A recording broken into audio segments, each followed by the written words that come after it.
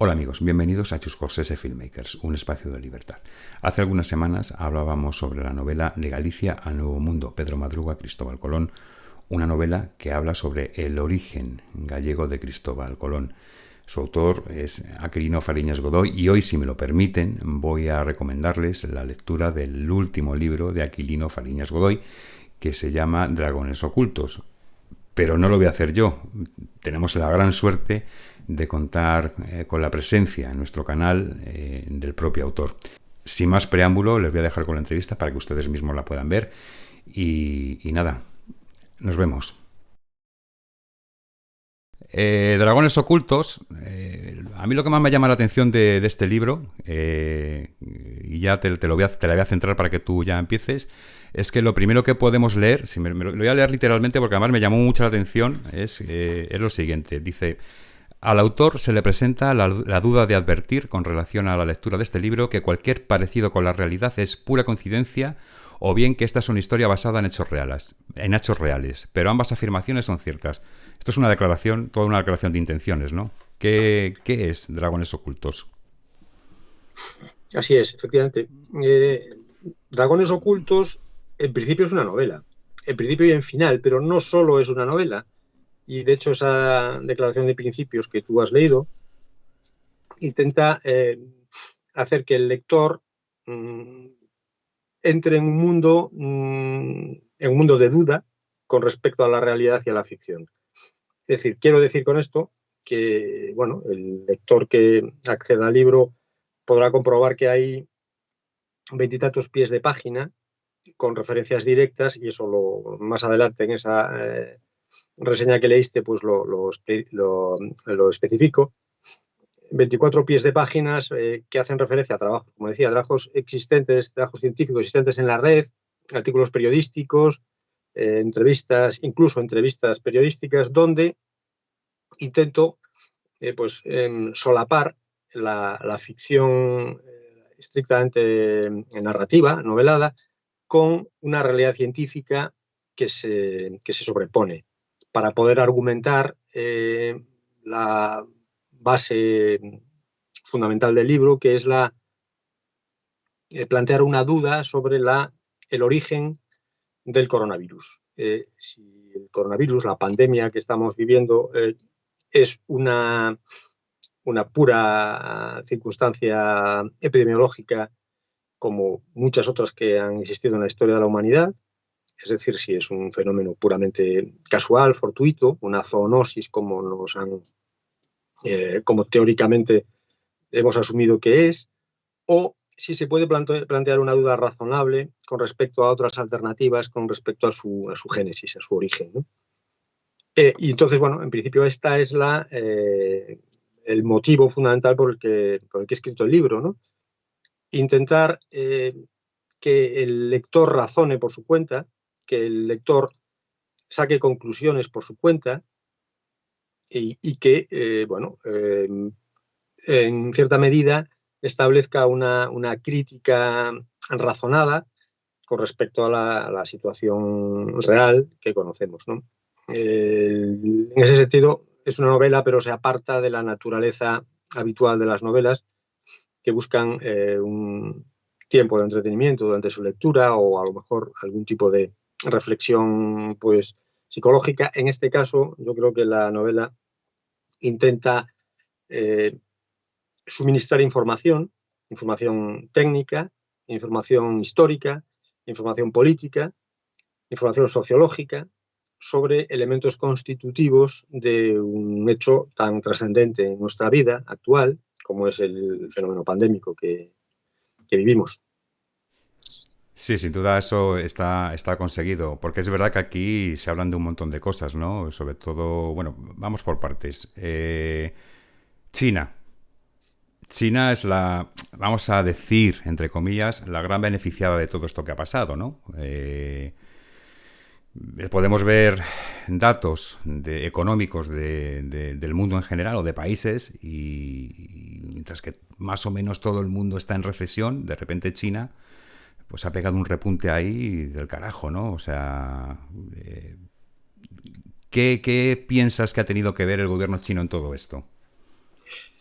Bien, esta es la gran pregunta. Una gran pregunta que yo soy el primero en hacerme cuando comienzo la escritura del libro.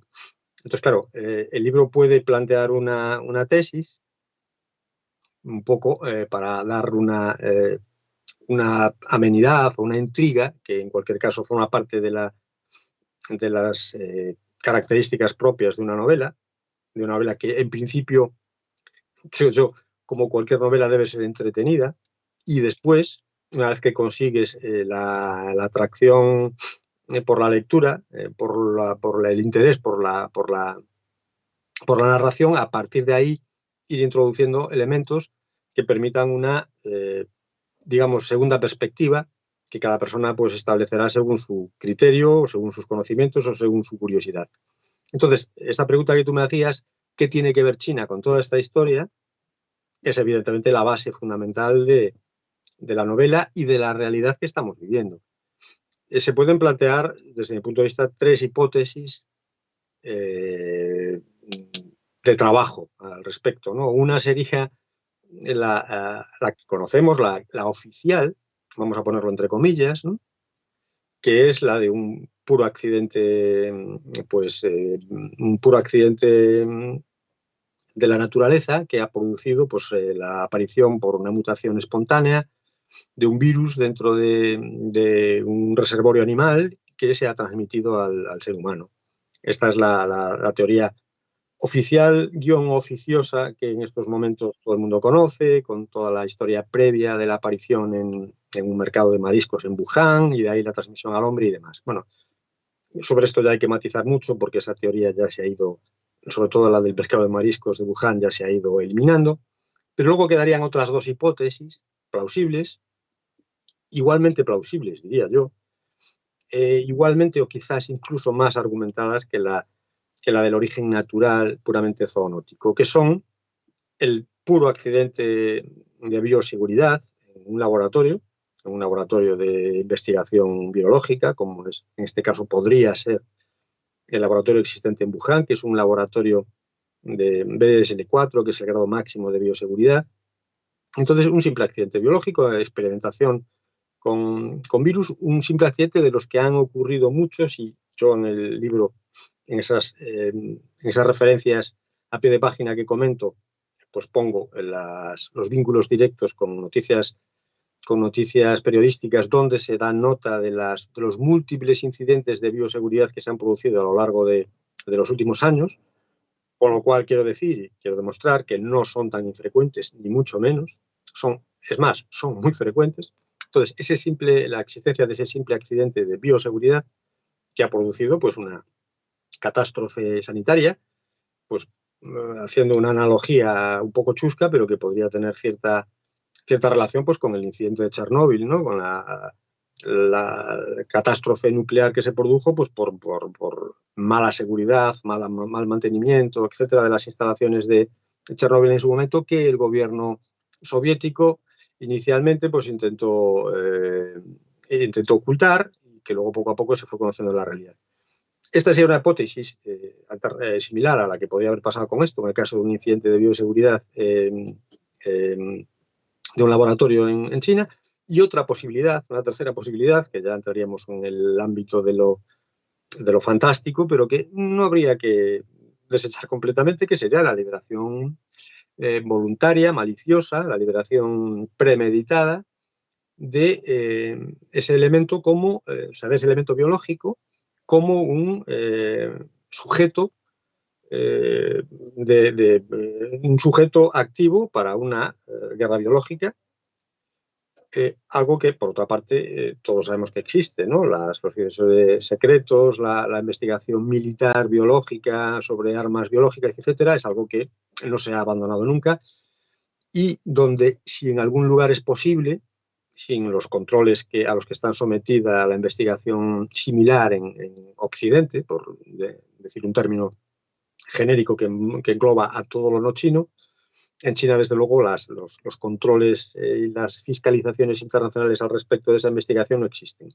Entonces, grosso modo, estos son los tres elementos para responder a tu pregunta, de los que yo particularmente descartaría cada vez con más intensidad el primero, es decir, la liberación accidental, la zoonosis accidental, y sí pensaría más en una probable, más que probable, liberación accidental por un incidente de bioseguridad. Bueno, de hecho, últimamente sí que es verdad que la primera teoría, la que tú decías de que ha sido un accidente de naturaleza, puedes ver en bastantes medios de comunicación que se está descartando. Quiere decir que sí que es verdad que se está tendiendo más a lo mejor a hablar sobre un accidente, un incidente de escape, ¿no?, de ese virus, por los motivos que sean. Pero claro, un laboratorio con esa medida, con ese rango de medidas de bioseguridad, ostras, tiene que ser una cagada muy importante, ¿no? Quiero decir, que no es tan fácil, no es tan fácil que... Y más un virus de estas características, ¿no? Que se conoce o se debería saber que es la hostia de contagioso, de mortal, etcétera, etcétera. No sé qué piensas al respecto, ¿no? Te lo digo por también llevarte un poco hacia la tercera hipótesis que planteas en el libro. Sí. Y que, teniendo en cuenta además que estamos hablando de China, la República Popular China, que no deja de ser una dictadura comunista, y como toda la dictadura, sea comunista o de cualquier tipo, pero vamos, en este caso además es la primera potencia mundial a día de hoy, y que quiere de alguna forma también ser hegemónica, ¿no?, sobre el resto de las potencias que puedan existir en este momento, que aún queden en este momento, ¿no?, sobre todo sobre la norteamericana, que era estará un poco la más potente. No sé qué piensas al respecto. Sí, ahí hay varios elementos confluyentes desde mi punto de vista al respecto de esa situación. Hacer del vicio virtud es una de las características del ser humano, ¿no? Y sobre todo en la política es el arte de lo posible. Y efectivamente, suponiendo o aceptando una hipótesis de liberación accidental, un incidente de bioseguridad que haya desencadenado todo este fenómeno pandémico, evidentemente puede ser aprovechado como un hecho existente por elementos diversos. Entonces, evidentemente es posible esa situación, pero entramos en el terreno de la elucubración.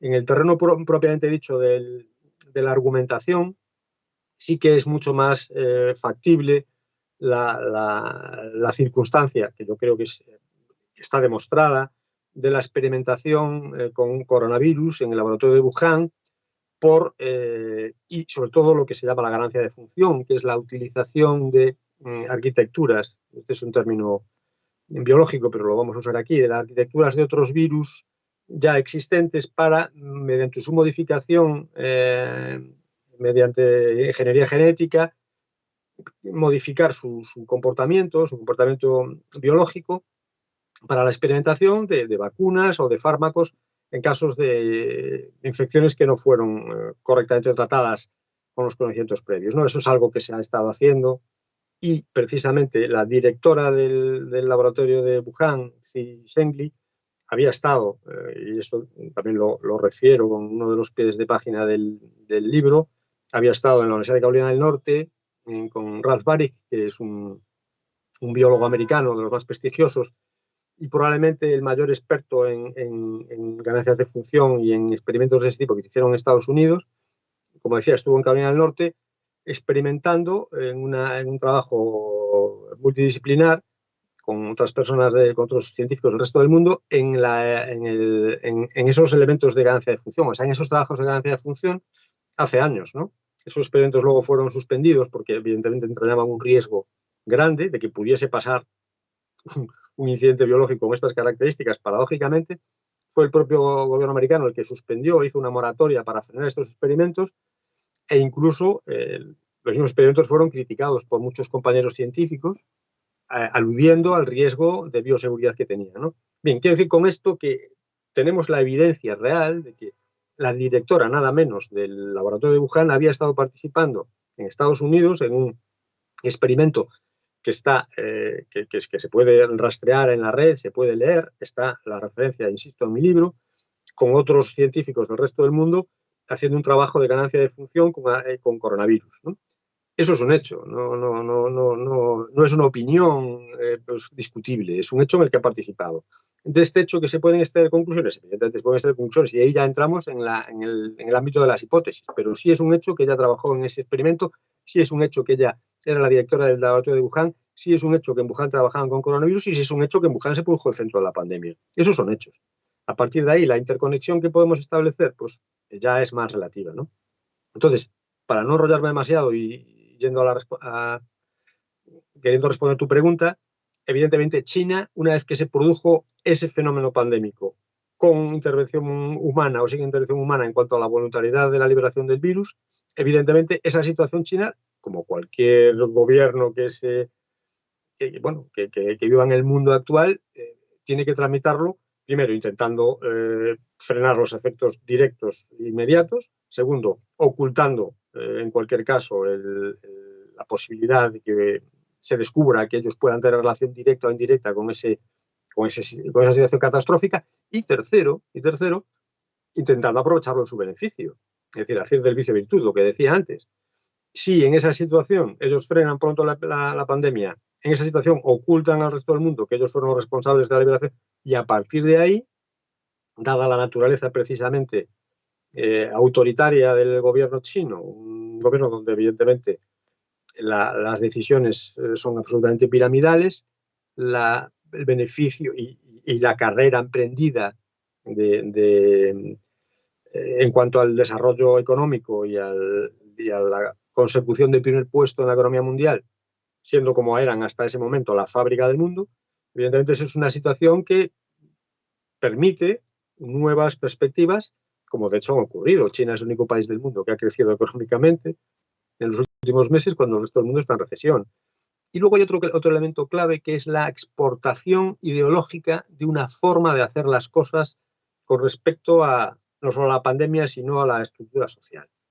El estatalismo. El estatalismo, China, gracias a este fenómeno mundial, lo que se ha evidenciado es la necesidad de que los estados tomen el control de la sociedad.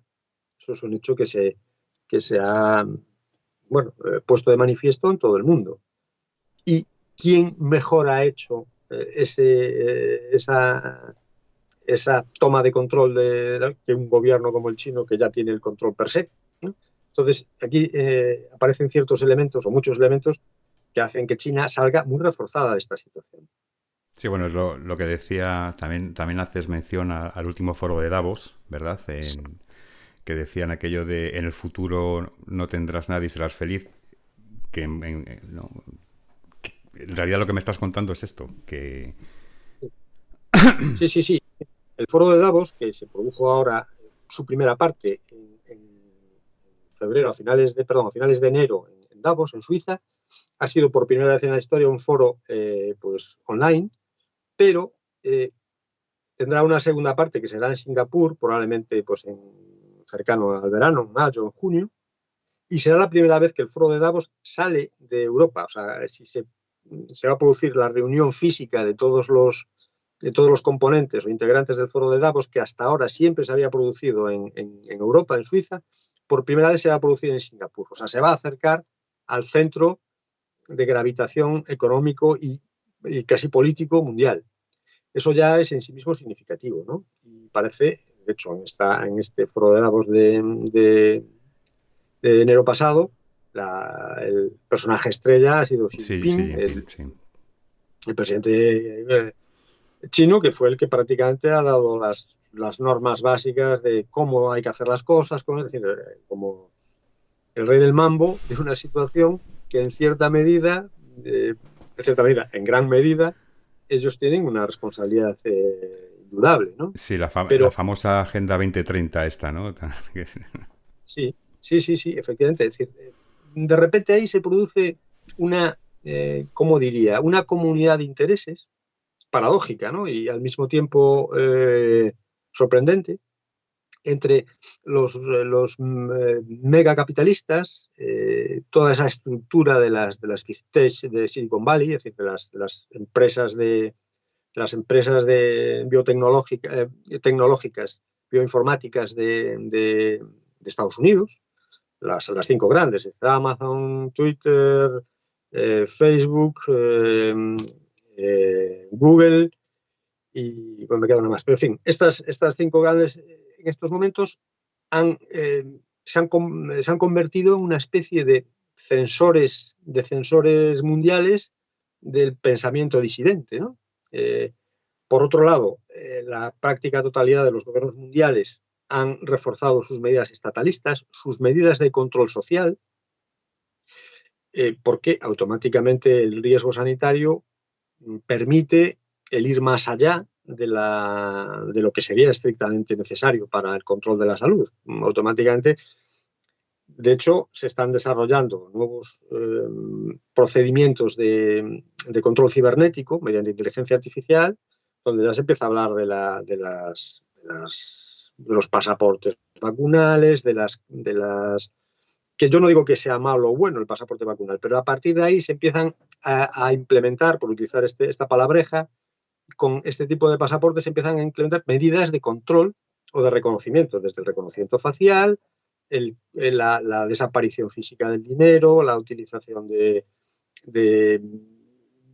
los datos con autoridad por parte del Estado para vigilar movimientos y desplazamientos, etc. Es decir, por esta vía de entrada se va a producir, como ya se está produciendo en China. En China existe el sistema, como sabrás, el sistema de crédito social, que es un procedimiento que ellos ya llevan utilizando desde hace varios años, por el que los individuos son calificados en varios niveles, y en cada nivel existe un determinado tipo de acceso a prestaciones públicas según, digamos, los puntos que tenga, por simplificar, según los puntos que tenga en ese carnet de control social. Es decir, una persona que tiene varias multas de tráfico o que ha sido controlado en alguna cámara urbana cruzando un paso de cebra, cruzando un semáforo en rojo o simplemente porque se ha retrasado en el pago de impuestos, eso va generando un déficit de puntuación en esa escala de control social, que hace que pueda o no pueda acceder luego a determinadas prestaciones sociales, a determinados centros de enseñanza, a determinados descuentos para transportes públicos, etc. Es decir, han estructurado la sociedad, o están estructurando la sociedad, desarrollando, perfeccionando el sistema, de forma que el buen ciudadano, tal como ellos lo entienden, sea premiado y el mal ciudadano sea castigado, por lo menos no tenga. Incluso hay zonas de residencia donde no se puede habitar con un índice de categorización social bajo, ¿no? Este tipo de cosas están ocurriendo, es una realidad, están ocurriendo en China, ¿no? Y esto lo permite precisamente el avance, el desarrollo tecnológico. El desarrollo tecnológico, esto que podía ser impensable antes, ahora lo permite, porque ahora, sobre todo en un país como China, donde prácticamente ya no existe el dinero físico, ya se está utilizando el código QR para la mayor parte de las transacciones, incluso los mendigos están cobrando ya con código QR, o sea, la gente hace la entrega de sus limosnas a través de código QR. No lo voy a explicar ahora, pero es así, es una realidad. Entonces, perdona, un inciso. Si quieren saber cómo funciona esto, en tu anterior libro, Contratiempo, explicas perfectamente cómo funciona esto. Perdona, sí, que te he cortado. Sí, está bien. Entonces, la mención es impertinente y te la agradezco, porque sorprendentemente yo escribí Contratiempo en su momento. Cuando empecé a escribirlo no tenía ni idea, nadie tenía idea que iba a pasar esto que pasó. No, empecé a escribirlo acabé de escribirlo cuando comenzaba la pandemia, pero cuando empecé a escribirlo, cuando ya todo el grueso de la historia estaba redactada y escrita, y sobre todo cuando la había pensado, no existía para nada todo este asunto de la pandemia, pero de repente, es decir, por eso, en cierta medida, me preocupé de escribir rápidamente Dragones Ocultos, porque en cierta medida, aunque son libros completamente independientes, tiene algo que ver con Contratiempo, ¿no? Contratiempo es una distopía que narra un poco esta historia, ¿no? El avance tecnológico exagerado al que estamos llegando y al que llegaremos, porque claro, Contratiempo imagina lo que puede imaginar, pero es decir, ¿qué nos iba a decir a nosotros hace 20 años que estaríamos solo 20 años, que no es tanto tiempo, que estaremos con este nivel de interconexión con la red? Y lo que podemos ver puede ser tremendo, ¿no? De hecho, estoy convencido que el siguiente paso va a ser la conexión interneuronal, es decir, cerebro humano, sistema de software externo con un ordenador. No tengo claro, por ahí irán los tiros de la inteligencia artificial, pero bueno, ahí nos meteremos en otro campo. Pero quiero decir que toda esta historia del control cibernético, que es lo que se refiere o se con lo que se estructura Contratiempo, que es la anterior novela, habla de esto precisamente, de la sociedad a la que vamos a llegar, porque esa novela está escrita, es una novela de ciencia ficción que relata, digamos, la situación social y política de la España de 2050. Es un futuro no demasiado lejano, pero ya con el poder omnímodo de la informática, de la red, de la tecnología electrónica como elemento sustancial de la vida política, de la vida social e incluso de la vida sanitaria, ¿no? Y esto que está ocurriendo ahora en China era uno de los elementos que me servía para hacer una énfasis en esta situación y una especie de hipertrofia científica con esos elementos. Pero eso que yo menciono allí y lo que ahora estaba refiriendo en China está ocurriendo. Pero esto es una coartada para que gobiernos occidentales, con esa tecnología que ya está probada, experimentada en China, y a la que precisamente las tecnológicas de Silicon Valley evidentemente pueden suministrar, es su gran negocio, suministrar esa tecnología, mantenerla en progresión constante, pues las grandes tecnológicas de Silicon Valley son las que se van a nutrir principalmente de toda esa interacción, ¿no? Y por otra parte, los políticos van a tener a su disposición un elemento, un instrumento, un armamento que les va a permitir, bueno, pues tener lo que siempre cualquier político quiere hacer, aumentar, hipertrofiar el Estado y aumentar el control sobre los supuestamente administrados, ¿no? Sí, efectivamente. Bueno, Contratiempo, hemos hablado un poco de ella también, aquí la tenemos, tu anterior novela. Luego dejaremos enlaces en la descripción del vídeo para que todo aquel que quiera pueda comprarlos. Y esperemos que lo compre mucha gente. Ambos, todos tus novelas, ¿eh? Sí, sobre todo que lo lea mucha gente. Me interesa, honradamente me interesa más que lo lea mucha gente que lo compre bueno, mucha sí, gente. efectivamente, Mucha gente, pues que también. lo compren y lo lean, es lo importante. Vale, volviendo un poco, echando un poco para atrás, antes habíamos comentado así de pasada el tema de la OMS y uno de los personajes de los que hablas en Dragones Ocultos es Tedros Adhanom, ¿no? Que es un hombre, el director general de la Organización Mundial de la Salud y es un hombre que directamente puso el gobierno de Xi Jinping, el gobierno chino. Y es verdad que la OMS ha ido de alguna forma adaptándose, ¿no? Creo yo, al relato que nos ha ido contando China, ¿no? Con informaciones, desinformaciones, ahora me retracto, ahora digo otra cosa, tal. Joder, ¿qué pasa con la OMS? ¿Nos podemos fiar de la OMS? ¿No? ¿Qué está pasando con esta gente? Porque se supone que son la máxima autoridad sanitaria mundial, ¿no? Y todos, lo ha dicho la OMS, lo ha dicho la OMS, no sé. Y de repente te encuentras Sí, con esta situación. Sí. sí. Yo creo que lo que pasa con la OMS es un proceso acelerado de desprestigio. Yo soy médico, lo digo con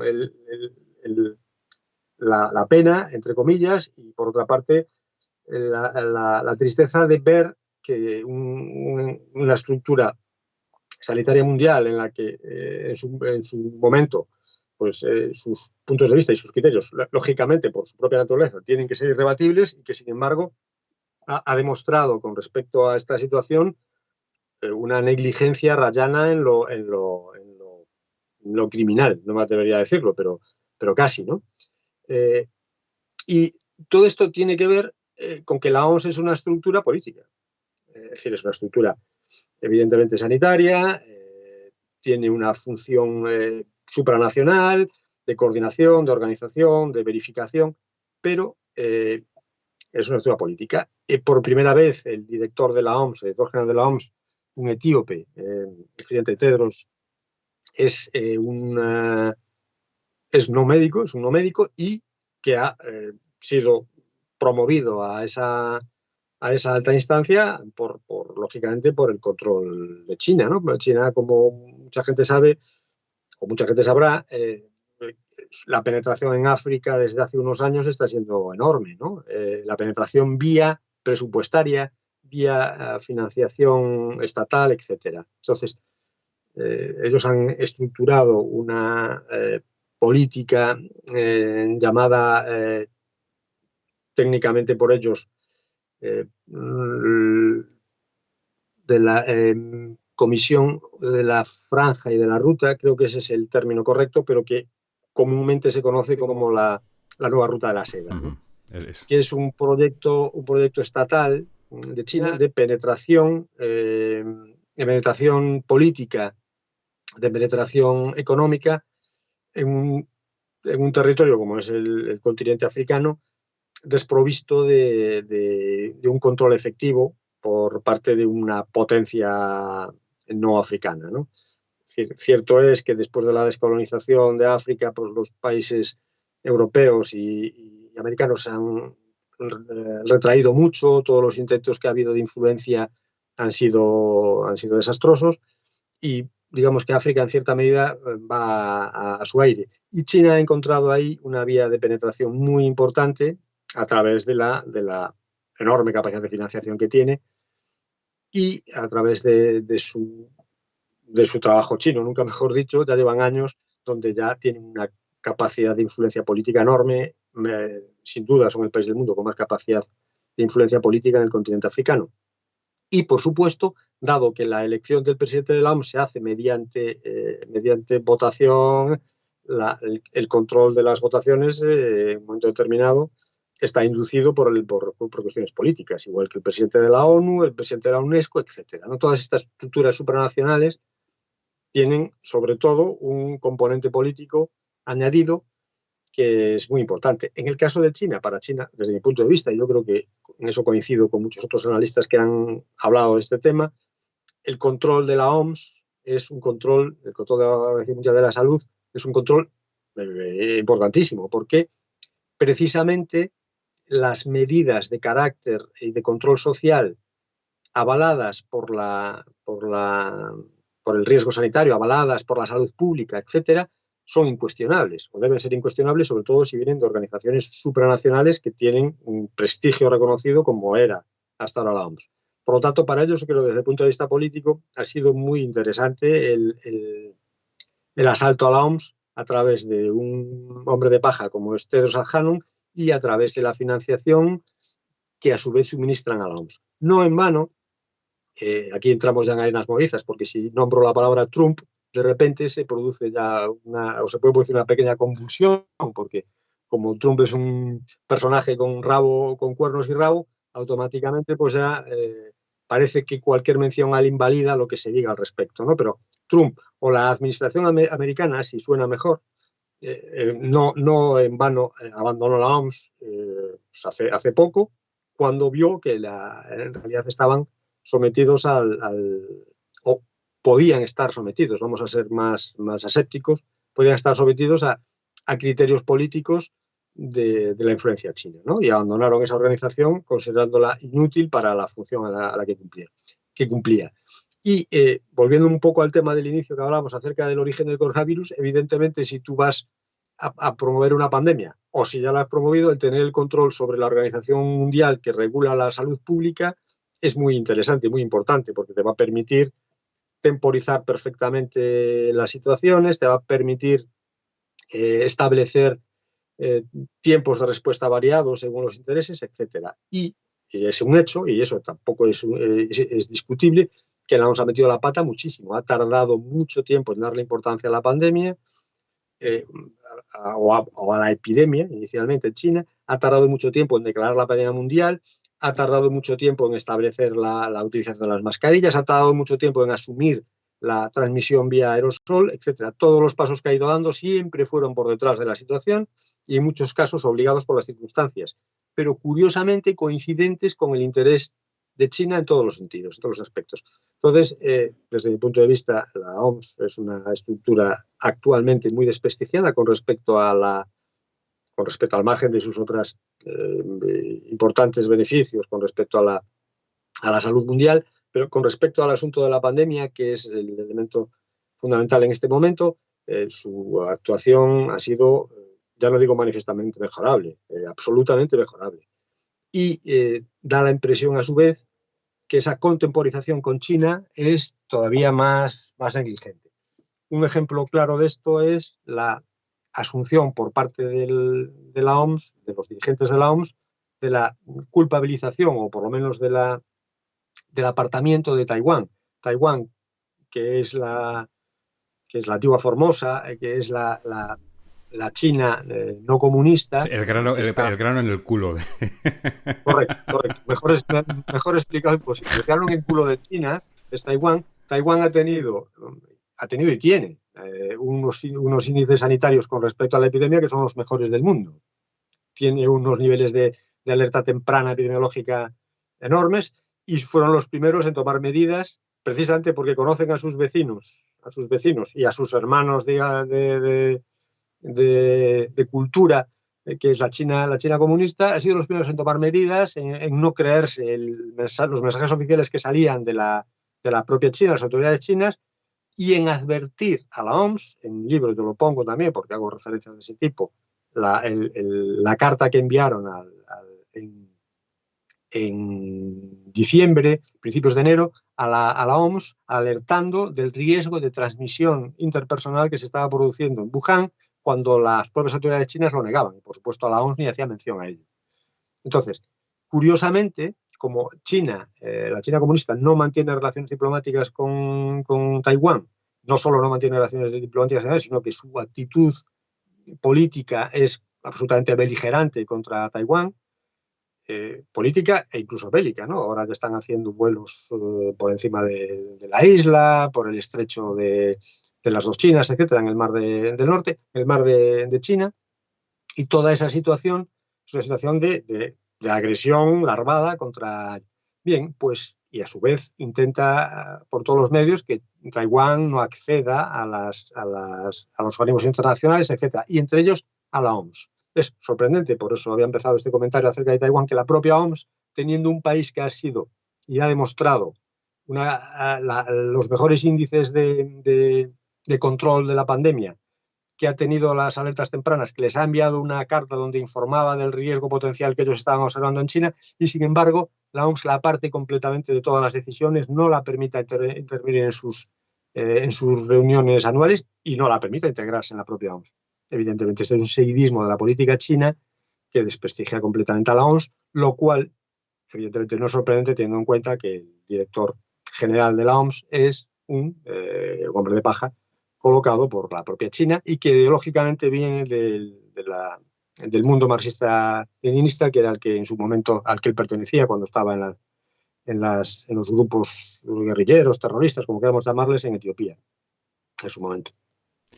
Viene de ese origen. Uh-huh. Bueno, por el azar también un poco con lo anterior que hablábamos de las temas de las tecnológicas, mencionas también en el libro Bill Gates.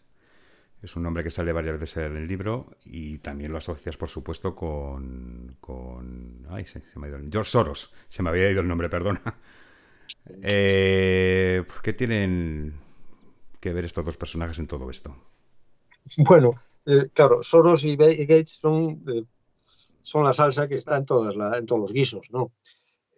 Claro, yo no quiero caer, ni quise caer en el libro, ni quiero caer ahora en esta especie de teoría conspiranoica acerca de que todo lo malo que pasa en el mundo es culpa de Soros, es culpa de Gates, en fin, no asumo esos planteamientos de forma a priorística, pero sí, lo que sí asumo son hechos y elementos objetivos y objetivables, ¿no? Y uno de ellos es el componente ideológico de Soros, que se puede evaluar en sus entrevistas, en sus escritos, en sus comentarios. Es decir, Soros tiene un punto de vista como cualquier persona en este mundo, y su punto de vista claramente es el de la Open Society, el de la sociedad abierta, ese mundo filosófico, sociológico y político que viene de eliminar, y eso lo refiere en muchos de sus escritos, de eliminar el viejo mundo que ha generado la existencia de los conflictos actuales, ¿no? Él, pues, mediante sus múltiples fundaciones a lo largo del mundo, y sobre él hay escritos muchos libros, evidentemente intenta influir en el sentido que él considera correcto, como intentan influir los políticos, como intentan influir los banqueros, como intentan influir los presidentes de las grandes multinacionales sobre el devenir de los acontecimientos.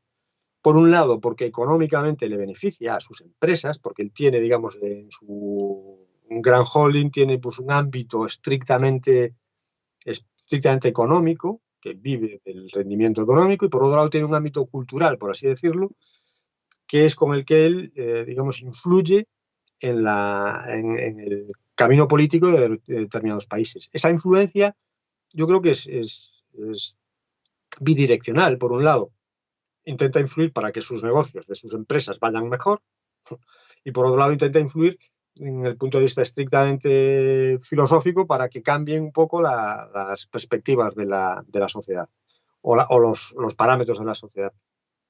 Ambas cosas están interrelacionadas. Que sea un malvado con cuernos y rabo como Trump, pues no. Yo creo que él tiene su planteamiento político y económico, y es un planteamiento que desde mi punto de vista es nefasto, pero esos son puntos de vista y desgraciadamente yo creo que influye notablemente en la situación de muchos países, ¿no? Uno de ellos, sin duda, todo el movimiento migratorio que se está produciendo en el mundo, del hemisferio sur al hemisferio norte, está propiciado por muchas ONGs, por muchas entidades interpuestas que reciben una financiación directa o indirecta a través de las fundaciones de Soros, y a su vez movimientos disruptivos sociales, como pues son los movimientos trans, los movimientos LGTBI, los movimientos feministas, etcétera, también son en cierta medida pues filtrados o trufados de elementos de sustancias provenientes de la financiación de las múltiples fundaciones de Soros. Este es el hecho. Que él tenga que ver con... No es que tenga nada que ver con esto, pero que evidentemente es una situación propicia para que pueda acelerar esos cambios, esas transformaciones sociales que él considera políticamente importantes para la sociedad desde un punto de vista ideológico. Yo creo que sí. Con respecto a Gates, es más o menos lo mismo. Gates tiene un gran negocio, que es el negocio de la tecnología informática. Desde siempre su actitud fue monopolística. Recordemos la cantidad de juicios que ha tenido y ha perdido por los intentos de cautivizar a los usuarios de Windows con pues, los exploradores, los buscadores, etcétera. Siempre ha tenido ese intento de arrimar el asco a su sardina puramente financiera, pero a su vez también tiene la otra cara de la moneda que tiene Soros, que a través de su fundación Bill y Melinda Gates, que también se encarga de las conexiones que tiene con otros organismos supranacionales que tienen una cosmovisión similar a la de Soros, que es básicamente el multiculturalismo, la desaparición de las estructuras nacionales para integrarlas en estructuras cada vez más supranacionales, con menor control, digamos, directo de la población local, para someterla cada vez más a estructuras más genéricas que a su vez uniformicen al máximo los planteamientos ideológicos de la población, ¿no? Es decir, básicamente es el pensamiento único. ¿Esto es malo o es bueno? Este es el planteamiento que él tiene, punto. Contra eso, yo puedo tener mis puntos de vista. Ahora tampoco se trata de establecer una conversación ideológica, quiero yo, no. Pero evidentemente esto sí es lo que buscan. Ellos buscan una sociedad, lo que llaman la sociedad abierta, que es una sociedad integrada, una sociedad multicultural, una sociedad que abandone viejas creencias religiosas, que haga un planteamiento crítico hacia la historia que ha sucedido en el tiempo como responsable de una situación crítica en la que estamos, añadiéndole los elementos clásicos del cambio climático, que posibiliten una modificación de nuestro modo de vida, etcétera, ¿no? Todo eso, digamos que de forma muy heterogénea se sustancia en el foro de Davos, que es donde se trazan las líneas maestras que después que cada uno va utilizando según sus propios puntos de vista. Con respecto a Soros, todo esto está establecido en la filosofía de Karl Popper, que es un filósofo que fue el primero que planteó la existencia de la sociedad abierta como un elemento común de confluencia de todo tipo de ideologías para sumirlas en un magma uniforme que evite la confrontación y autoestructure el orden social y que no necesite, digamos, los planteamientos actuales históricos que nos han llevado a la situación nacional de diversas culturas nacionales y de las identidades, digamos, preexistentes, para eso, sumirlas todas en un magma cultural uniforme, ¿no? Esa es la idea. En busca, digamos, de una felicidad eterna o en busca de una armonía, pues, infinita. Esto, digamos, hiperbolizando un poco su discurso, sería esto lo que en definitiva desde un punto de vista teórico se busca, ¿no? En esto no hay ni maldad ni bondad, hay puntos de vista y planteamientos ideológicos, ¿no? Como todos los planteamientos teóricos. Lo que pasa es que esto se plasma en la realidad cotidiana y lamentablemente cualquiera que discrepe de estos puntos de vista ideológicamente automáticamente va a ser marginado y expulsado a la periferia de la sociedad, cuando no automáticamente laminado socialmente. Sí, sí. Y es lamentable. Esto sí es un problema, porque es el problema de la autocensura, como tú sabrás, ¿no? Cuando tú consigues con estos planteamientos el que la propia persona limite sus puntos de vista por el qué dirán o por lo que pensarán de mí, has conseguido los objetivos, ¿no? Que es que la propia persona limite su posibilidad de expresar sus ideas, con lo cual las ideas van a ir desapareciendo Efectivamente. progresivamente. Sí, sí, sí. Completamente de acuerdo. Pues al hilo de esto que estás comentando ahora, también en el libro, en la introducción, haces una pequeña reflexión sobre la vulnerabilidad del ser humano, que es víctima y verdugo de su miedo, y a la vez sobre el acomodo al que nos entregamos como especie. No quiere decir que todo esto que estás contando, que a mí me parece terrible, y además esta gente tiene la posibilidad de tener ese pensamiento y de influir y que se lleve a cabo, porque tienen medios, tienen mucho dinero y tienen, en fin. Y nosotros, como ciudadanos, ¿no? Pues de alguna forma también nos estamos dejando llevar, ¿no? Como nos estamos acomodando. Yo, mientras que tenga no sé, mi conexión a internet, mi cochecito, y estamos, ¿cómo decirlo? Nos estamos dejando llevar, y aunque no queramos, eso cada vez va calando más hondo, y al final vamos a estar francamente perdidos, ¿no? ¿No piensas esto? Sí, sí, es decir, vamos a ver, hoy en día, y sobre todo con la pandemia, la vía de acceso a la información de una inmensa masa de personas en el mundo es a través de la televisión y a través de los teléfonos móviles. O sea, ahí, a través de esa vía nos llega toda la información. La gente cada vez, y es una información que está tosificada, los algoritmos la generan para que te satisfaga, para que te cree una sensación de bienestar cuando lees algo que coincide con tus planteamientos. Entonces, cuando tú haces varias búsquedas en tu teléfono móvil sobre una cuestión o en el ordenador, automáticamente los algoritmos dicen, coño, a este tío le gusta esto, vamos a enviarle información y a bombardearlo con información de este tipo.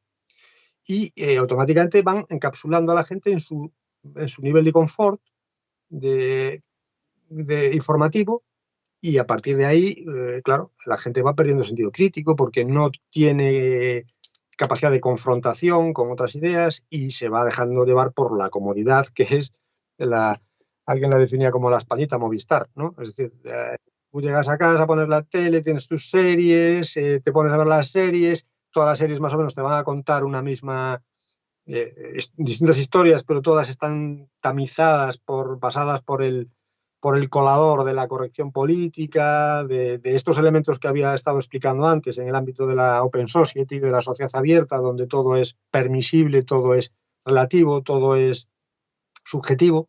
Entonces, bueno, la gente entra en esa dinámica y va, de repente, cuando aparece alguien que dice algo raro, aunque no sea muy raro, joder, ¿este tío quién es? Este es un peligroso disidente que hay que apartar, ¿no? Y eso es así, pero vamos, hoy en día, yo no sé, podemos echar mano de la prensa y cualquier pequeño comentario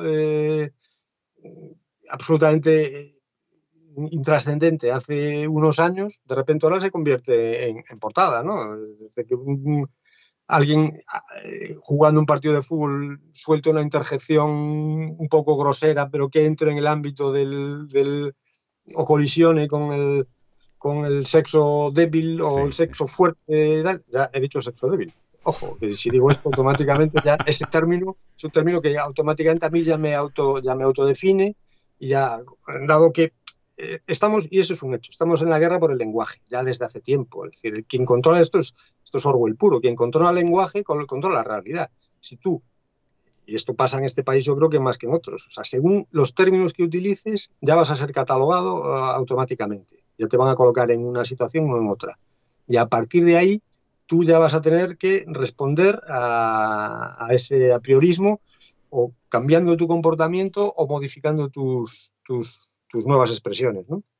Y en esa lucha por el lenguaje es la situación en la que estamos. Esta Españita Movistar se mueve en ese mundo, en el mundo de que hasta la Real Academia Española de la Lengua modifica expresiones, o sea, el famoso lenguaje inclusivo que todos conocemos, el todos y todas, en fin, este tipo de historias que se han sacado, que tienen una función en el ámbito este en el que me estoy refiriendo, es decir, que es modificar la realidad en vez de modificando el lenguaje. O sea, una vez que modifiquemos el lenguaje, la realidad se va a modificar por sí sola, porque al no existir una descripción de esa realidad, o el que la utilice automáticamente es un disidente, porque ya como tal va a asumir que lo es en cuanto lo utilice, pues ya primero lo hemos identificado, y segundo, ya el mismo sufrirá las consecuencias, ¿no? Y esta es la situación en la que la transformación social se va produciendo de esta manera. Todos estos elementos, como pueden ser controlados, evaluados y modificados, es mediante la tecnología electrónica, porque ahora, es decir, cada vez más los algoritmos y las multinacionales, y por ende los gobiernos que tengan acceso a la información que esas multinacionales biotecnológicas les suministren, pueden conocer perfectamente, dándole una tecla, pues años de búsqueda, años de llamadas telefónicas e incluso conversaciones de cualquier ciudadano. Esto que parece ciencia ficción es simplísimo, y eso automáticamente permite no solo saber lo que piensan los ciudadanos, sino inducir lo que los ciudadanos van a pensar. Y es ahí lo que tú decías antes, la pérdida absoluta de autonomía, porque hemos perdido sentido crítico y porque el acceso a la información que tenemos es un acceso, pues, uniforme. Hay pequeñas variaciones del mismo tema, pero prácticamente no hay elementos que puedan modificar, ni desde el punto de vista político. Políticamente, la uniformidad es muy parecida en todo el mundo, ¿no? Hay ciertos países o ciertas organizaciones que pueden intentar cambiar esto, pero bueno, hoy por hoy la clave está entre estatismo y sociedad civil.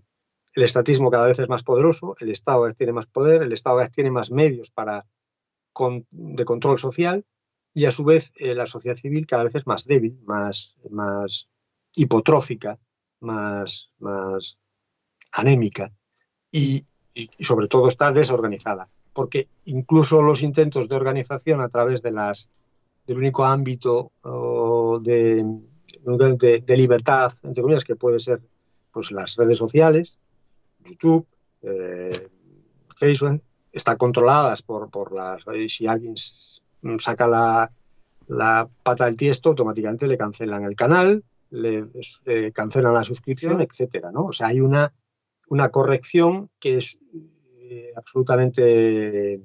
es censura pura y dura, así de claro, ¿no?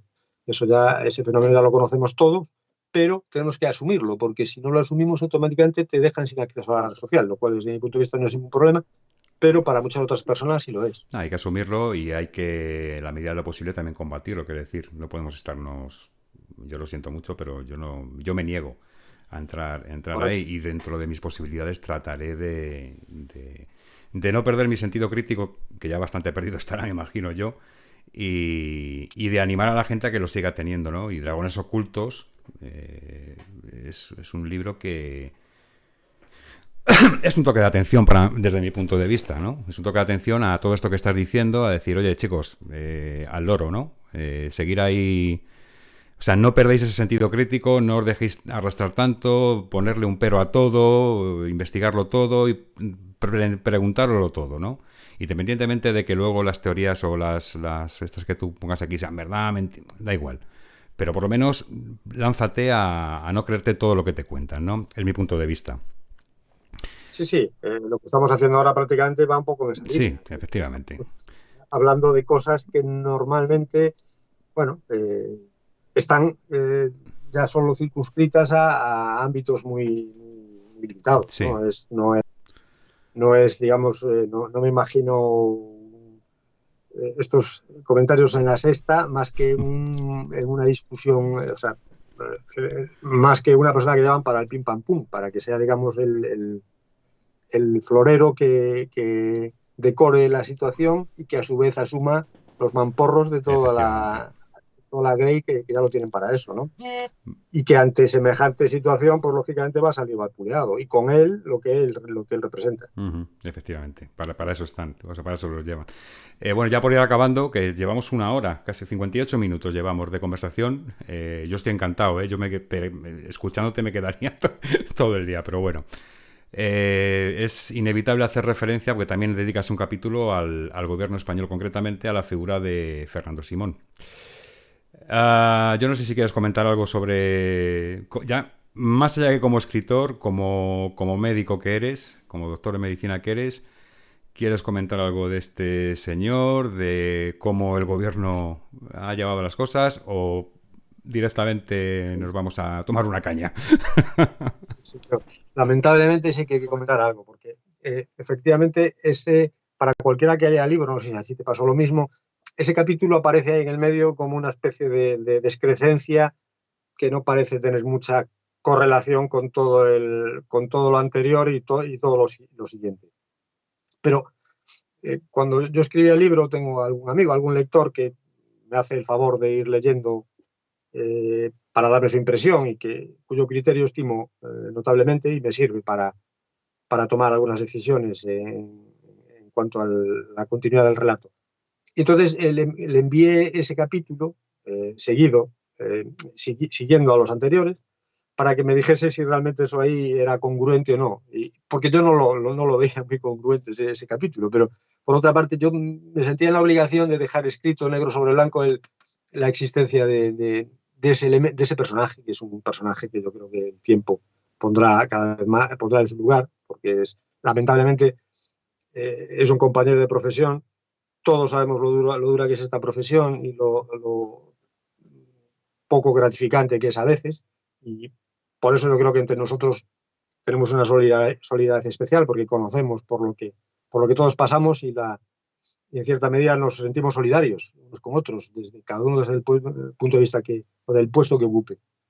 Pero es que el caso de Simón es que no hay por dónde cogerlo. No hay por dónde cogerlo porque si entramos en el ámbito ya del servilismo político más abyecto, no se me ocurre una expresión más apropiada. Es decir, es un individuo que está ahí, es un mamporrero del poder, del gobierno, que dice lo que le dicen que diga en cada momento según la necesidad política del momento. Y esto no es de recibo. No, lo recibo Porque y perdóname, y que yo creo que además es que él va a ser la cabeza de turco, porque claro, en algún momento, antes o después, todo esto que está pasando se tienen que depurar responsabilidades. O sea, alguien tiene que pagar y yo creo que este tipo está puesto ahí, personalmente lo pienso, ¿eh? Y es el que va a recibir luego todas las hostias. A lo mejor todas las que se tendría que haber llevado el ministro de Sanidad o el propio presidente del gobierno o quien sea, al final se las va a llevar este. Vamos, yo lo veo muy claro, no sé si piensan lo mismo. yo lamentablemente soy en ese sentido más escéptico y más pesimista. Creo que la demostración de que no va a haber responsabilidades la hemos obtenido en en el apoyo electoral que ha recibido el ministro Illa en Cataluña. Es decir, ha llegado allí después de su gestión como responsable máximo, porque si Simón es responsable, evidentemente el que está por encima de él es más responsable aún. Y ya viste, no le ha pasado factura. Bueno, perdona, pero ten en cuenta que las elecciones en Cataluña han sido bajo unas circunstancias muy determinadas en la pandemia y que ha habido un índice de abstención alucinante y que generalmente se moviliza más un determinado sector de votantes que a lo mejor otro. Que yo ahí es donde tengo un poco de esperanza, sí, bueno, ¿no? Que, bueno. Sea como fuere, no le pasó una factura No, significativa. eso es cierto. Que ya en sí mismo no, es decir, podría tener más votos, menos votos, los demás podrían tener más, podrían tener menos, pero a él los que le votaron, le votaron. Y en sí mismo ya es una cifra considerable, porque es más que el candidato anterior que habían presentado, etcétera, etcétera. Incluso con el bajo índice de participación que ha habido. Pero bueno, yo no tengo esperanzas de que eso se sustancie en ninguna repercusión punitiva, tanto para uno como para el otro. Pero el político no te puedes esperar más. El político es decir, el político está para aprovechar su tiempo y su lugar, aprovechar sus 3, 4, 8 años, pero y punto. O sea, ese es el planteamiento de todo el político de partido, el político que está a lo que el partido diga, Sí. porque el partido es la gran empresa, la gente trabaja donde puede y estos políticos trabajan en los partidos y trabajan muy bien. Bien. Pero con respecto a Simón, pues ya verás, no entramos en nada. Simón teóricamente no es un político, digamos que es un funcionario y es un científico, o debería serlo, y es un médico, ¿no? Como tal, científico, o científico como médico. Y debería asumir ciertos planteamientos que no son de recibo, sobre todo porque una tras otra, y en el libro precisamente en ese capítulo, lo que hago es reproducir textualmente las manifestaciones que fue haciendo en las diversas ruedas de prensa, las más importantes a lo largo de varios meses, hasta que cayó él mismo contagiado, es decir, lo cual ya me parece una paradoja grotesca, en el sentido de que el hombre que nos tiene que proteger y que continuamente estaba diciendo aquí no se va a producir nada, cuando se produce, bueno, ya se ha producido, pero pronto va a dejar de producirse, y cuando deja de producirse estamos ya prácticamente desapareciendo, y después, o sea, es que no dio una absolutamente, y luego por encima se contagian cuando prácticamente no, ya todo iba a desaparecer, o sea, no fue capaz de predecir su propio contagio. Pero es que al mismo tiempo fue dando, eso no dejan de ser, el tío era una especie de relaciones públicas, de amortiguador de las repercusiones políticas que pudiese producirse en el gobierno. Vale, podemos asumirlo, oye, la gente tiene que vivir, pero es que sus decisiones fueron decisiones que tuvieron una repercusión lamentable. Es decir, acuérdate cuando fue el 8M diciendo que ¿cómo se puede contestar? Es que yo no encuentro palabras. ¿Cómo contestar respecto acerca de si le diría a su hijo si quiere ir a la manifestación y que el encargado de las emergencias epidemiológicas en España diga que haga lo que quiera? Pero, Sí, no ¿qué es. mensaje estás dando a la población? O sea, es que tienes un poco de respeto por ti mismo en estas situaciones, porque no lo entiendo. Entonces, por eso quería hacerlo. Él, no obstante, es la punta del témpano que sobresale de un gobierno y de una administración que fue absolutamente superada por las circunstancias, porque incluso luego después recordarás en ese mismo capítulo, después de Simón aparece la entrevista con el jefe de riesgos, Sí, de prevención de riesgos de la laborales de la policía. policía, que fue el primero en España en enero en intentar colocarle, intentar hacer que sus administrados, es decir, la policía, utilizase en los controles aeroportuarios mascarillas de protección, las simples mascarillas quirúrgicas o cualquier otra mascarilla. Y fue el propio Ministerio de Sanidad, a través de la segunda de Simón, y a través de Simón, pues por carta que le envió, donde le decían que no se podía hacer eso porque eso crearía riesgo, o sea, crearía Sí, alarmismo y. un alarmismo innecesario Uh-huh. entre la población. Claro, si ven que los policías de fronteras o de los aeropuertos tienen mascarilla, o si los policías en la calle cuando hacen una detención utilizan mascarilla, que eso no se podía hacer porque eso iba a crear un riesgo innecesario. Eso se lo está diciendo el Ministerio de Sanidad a su nivel más alto, se lo está diciendo al jefe de prevención de riesgos laborales de la policía, cuya función es precisamente prevenir los riesgos de la policía. Y porque el tío se empeñó en que tenían que utilizarla bajo cualquier concepto, y su argumento era, vamos a ver, el riesgo existe, la policía tiene que utilizar chalecos antibalas, haya mucho riesgo, haya poco riesgo, Claro. porque si se produce un disparo y no hay chaleco, pues se muere, aunque la probabilidad de que se produzca el disparo sea baja. Claro. Él estaba utilizando esta similitud, esta analogía, pues automáticamente a este tío lo cesaron. Lo cesaron justo cuando empezaba cuando empezaba lo gordo, la pandemia. ¿eh? Lo cesaron porque era un personaje incómodo y dejaron a la policía a los pies de los caballos cuando en enero, ¿cuál era su función? Prevenir, no dedicarse a cerrar el país cuando la pandemia está desbocada, sino al principio, cuando estaba empezando y cuando se podían tomar medidas de prevención, porque prevención significa eso, y él fue el primero en querer tomar las medidas en un ámbito tan importante como es el de la seguridad pública a través de las fuerzas de seguridad, y sin embargo lo cesan precisamente por decir que el rey está desnudo. Eso es lo triste de la situación, ¿no? Yo no sé si, yo creo que esto no pasó en ningún país, porque lo que pasó con Illa, un personaje similar de esa catadura, y lo que pasó con José Antonio Nieto, del que estamos hablando, el jefe de prevención de riesgos laborales de la policía, eso no pasó en ninguna parte. Por lo tanto, hay que pensar que somos Spain is different, como Spain diría. Así es. Bueno, ya veo que te está llamando la atención para terminar, claro, es que ya solo la uni. Sí, no, Bueno, pues vamos a dejarlo aquí, si te parece, más que nada, porque llevamos una hora y tampoco te quiero quitar mucho tiempo, que sé que eres una persona ocupada y que tienes que seguir escribiendo muchas más novelas para todos nosotros y hacer lo que tengas que hacer. Bueno, Aquilino, ha sido un placer, yo no sé, me ha encantado hablar contigo y espero que podamos volver a repetir cuando quieras. Aquí tienes tu canal. Y no sé, y espero que pronto nos podamos tomar ya que estamos viviendo en la misma ciudad, nos podamos tomar una cerveza tranquilamente y charlar sí. más a gusto con un poco de cerveza, ¿no? Bueno, cerveza Pues sí, o lo que sea, o lo que se tercie. Bueno, que muchas gracias. Sí, dime. No, gracias a ti, Jesús. Yo te agradezco enormemente que hayas sido la deferencia de invitarme a tu canal, que hayas tenido la iniciativa de lanzar a